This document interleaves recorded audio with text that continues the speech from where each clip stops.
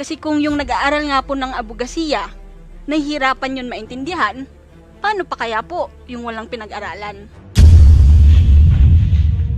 I'm a teacher po kasi, hindi ko kayang mapabayaan na mali yung pagkakaintindi. If there's something wrong with the answer or the explanation, I have to call it out. Outright. So, I just want to make it clear, Mr. Chair, that nothing cures an illegal arrest. Okay? Wala pong makaka-cure doon. Narinig ko na rin po yan nung nag-aaral po ako ng law. Kaya wag nyo na po kaming lecturean dyan. Yung na tao na nasa loob, sir, is kitang-kita, sir, yung sa labas, sir, na yung nagpara, sir, ng sasakyan. Yun yung pang-apat na nasa kaliwa. Yung lumapit sa driver. Yes, sir. Yes, sir. Yung sa kaliwa, Yes. sir. Hindi siya nakamask na lumapit. Yes, sir. Wala po, sir. So, kaya siya nakilala na puti ang buhok at may salamin, according to the statements of the witnesses. Yes, sir. Okay. Thank you.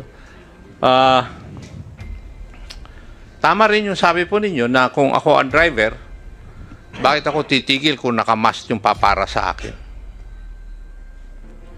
So, yung mga statement ng mga kwan is logical. Kasi kung nakamask antimano yung mga accused at paparahin na isang sasakyan, bakit titigil yung driver? The other issue is, wala po bang nakatira dun sa malapit na nakita itong incidenting ito? Do you have any other witnesses aside from the passengers, the drivers, and the conductor? Bali po, sa lugar po mismo na kung saan nasunog itong minibus, wala pong bahay doon. Pero ang bahay po na nakapwesto doon, siguro po almost 100 meters ang layo doon sa incident scene. At doon din po nakatira itong isang tanod na napadaan sa lugar na yon bago pa po mansunog itong minibus. Pakiulit nga yung huli. May isa pong tanod na nakatira almost 100 meters away from the incident scene. At siya po, bago masunog yung bus, dumaan po siya sa lugar na yan. At nakita niya po yung sinasabing 3 tao at saka 3 tao sa lugar na kanan ng bus nung mangyari ang sunog. At isa naman po doon sa kaliwa na di umano sabi ng witness ay nakasalamin. Yung bang taong ito na sinasabi niyong witness, kinunan niyo ba ng statement? Meron po, kinunan po. And was this submitted to the provincial, to the investigating prosecutor? Naisubmit po. Okay, thank you. The other issue is, so, doon na-solve yung issue na kung paano sila nakilala. Di po ba? The other issue is the issue of alibi. Yung nasa ibang lugar sila habang yung arson ay nangyayari. Tama po ba? Tama po. Now, how would you answer na yung alleged suspects ay nandun sa isang lugar habang yung pagsusunog ng minibus ay nangyayari? How were you able to refute that? Bali po sa information pong nakalap ko bilang investigador on case, ito pong caretaker ng Mikasa Resort ay nag-report sa Police Mulanay. Ang sabi po niya, dumating doon nung 5:48 ng hapon. Ngayon po, ang kasunod pong information, sinabi nila na umalis po itong 4 na lalaki sakay ng kanilang kotse, ganap na mga 6:30 ng hapon. At nung pong time na masunog itong minibus sa Katanawan, Quezon, ito pong 4 na lalaki na ito ay hindi pa rin po bumabalik dun sa Mikasa Resort kung saan po sila nag-check-in. At bumalik po sila ay ayon sa caretaker ng Mikasa Resort, 1:30 na po ng madaling araw ng February 1. Pero ang allegation kasi, Iho, ay merong nag-testify na taga municipality ng Bulanay na nakita sila at the time na nasusunog yung bus at saka naandun sila sa lugar na yun. Yun yung testimony ng mga, if I remember it, 2 government officials. Tama po. Yes. Bali yan din po yung testimony na sinasabi nila, pero inaantay po namin na ilabas do sa pinagbigyan po sila na makasagot sa kanilang counter affidavit, subalit hindi naman po na isubmit sa court, sa fiscal office yung kanilang counter affidavit na nagsasabi na sila nga po ay magkausap nung time na nangyari yung incident na pagsunog ng minibus. Tama po yung sinabi ninyo, yung witnesses na ito, their statements were not presented by their counsel, by the counsel doon po sa preliminary investigation. Tama? Tama po. And therefore, since it was these statements were not submitted, binaliwala ng prosecutor yon. Tama po. Kasi ikaw ang humaharap doon, di ba? Opo. Being the investigator. So, dito po nakikita po natin yung lapses ng nangyari yung unang abogado, yung counsel, kaya pinasosomon. Would you agree with that, yung bagong lawyers ng mga accused? Well, Mr. Chair, if you read Article 125 kasi, kahit po mga estudyante ko nahihirapan maintindihan yun eh. Mga gusto na po yan mag-abogado. So, ang iba nga po, kahit abogado na, nagtatanong pa rin sa akin. Kasi po, mahirap talaga siya naintindihin. Siguro po, as part of the mandate of this committee, it's an inquiry in aid of legislation. I think po, Congress can make our laws more understandable. Kasi kung yung nag-aaral nga po ng abogasiya, nahihirapan yun maintindihan, paano pa kaya po yung walang pinag-aralan? So, yun po yung call doon. And, I think po, kailangan, I'm a teacher po kasi, hindi ko kayang mapabayaan na mali yung pagkakaintindi.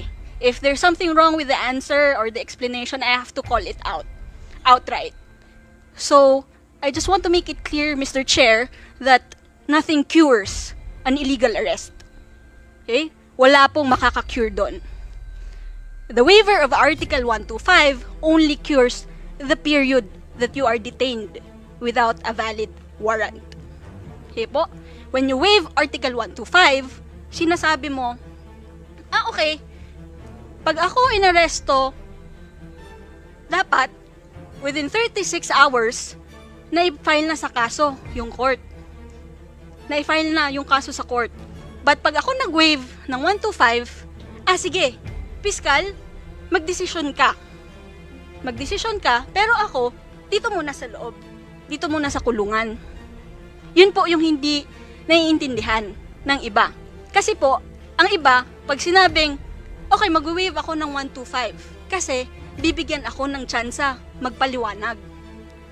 Bibigyan ka po ng tsansa magpaliwanag, pero wini-waive mo yung right mo na i-release ka within 36 hours. Pag wini-waive mo po yon, okay, dito lang ako sa loob ng kulungan habang si piskal nagdidesisyon. Yun po ang konsekwensya ng 125. I want to make it very clear po sa lahat ng mga estudyante ko, sa lahat ng law students, nothing cures an illegal arrest. Thank you, Mr. Chair. Narinig ko na rin po yan nung nag-aaral po ako ng law. Kaya wag nyo na po kaming lecturean dyan. Nothing cures an illegal arrest, but you have to prove that the arrest was illegal yet. Di po ba? Because if you allege that the arrest was illegal, then you have to prove that the arrest was illegal. Yes, Mr. Chair. He who averts must prove it. Tama rin po ba? Yes, Mr. Chair. Yes.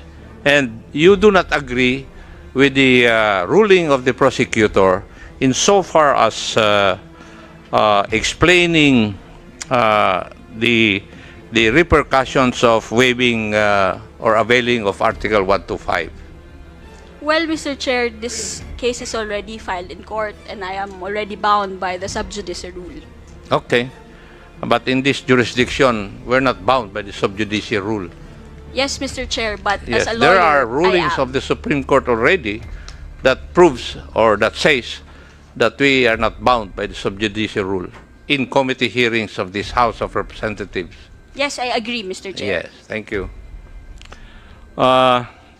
Because if you read the ruling, nandito naman po yung kwan eh. I do not know if you have read the resolution of the investigating prosecutor.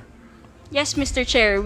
I read it personally when it was emailed to us. Yes, and I would just like to emphasize that paragraph, and I would like to quote, "This undertaking were clearly discussed by their counsel." It pertains to the waiver of the rights.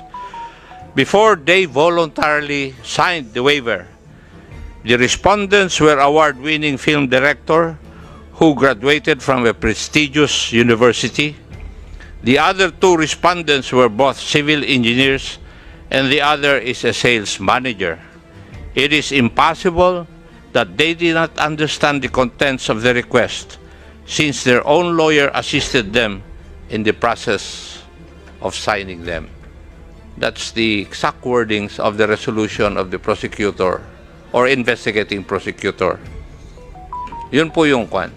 So, while I agree with you that students of law, or even lawyers for that matter, do not fully grasp the meaning of this waiver, I agree with you, Madam.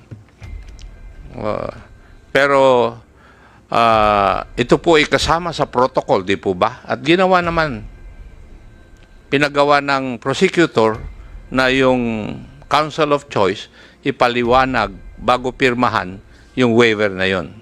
That is the protocol, di po ba? Kasi I have been an investigator in my whole life. At ginagawa talaga ito. Di po ba? Yes, Mr. Chair. So, yeah. So, nagawa naman yung prosecutor lahat ng protocol para maprotektahan yung karapatan ng mga accused. The way I look at it, yun ang kwan. Doon sa mga pulis, doon sa hot pursuit to be kwan, hindi naman kailangan na ilagay mo doon sa blatter na you're conducting hot pursuit. Hot pursuit is brought about because of the second instance where you can arrest a person without any warrant of arrest. Kaya intindihin po yun. Kasi palagi nyo ginagamit yung term na hot pursuit, wala naman sa provision of law yung term na hot, or yung phrase na hot pursuit eh. Yeah. Thank you, Mr. Chair. Kasi thank you so much. Itong kaso ay nasa korte na. Oo nga eh. So, doon na sila maglaban-laban. Thank you, Mr. Chair. I was listening intently, doon sa mga pinag-uusapan ng both lawyers, no. I was about to say something then na Duralex said Lex, no. I took up law also for 1 year and the law may be hard but still the law, di ba? Ang hirap no. But we know maraming mga lapses doon sa procedure that we need to understand, especially dun sa attorney that convinced the poor suspects to sign the waiver and thereby creating a solution for the hot pursuit. And it pains us, no? Dahil nga, of course, kung talagang walang kasalanan, dapat wala na sa kulungan. Pero kung may kasalanan, dapat nakakulong pa sila. That's the essence of democracy in this country, and we have to accept that. And our role in this committee is to find out yung lapses of the procedures of the police. We have seen, and that's the reason why we invited the NAPOLCOM and the ILG to somehow, yung the appreciation of the NAPOLCOM with regards to those. Not provision, but the situation wherein the hot pursuit was established, and thereby the decision of the prosecutor was based on that narrative. So, can you kindly give us some inputs on this? Siguro unahin na muna natin sino, NAPOLCOM muna o DILG muna? DILG muna. O sige, DILG, please. Maraming salamat po, Mr. Chair. Base po sa mga narinig po natin ngayon po sa mga testimonya ng ating mga resource person, Unang-una po, ang unang komento ko po, gusto ko lang hong i-acknowledge din po yung ginawa ng ating PNP.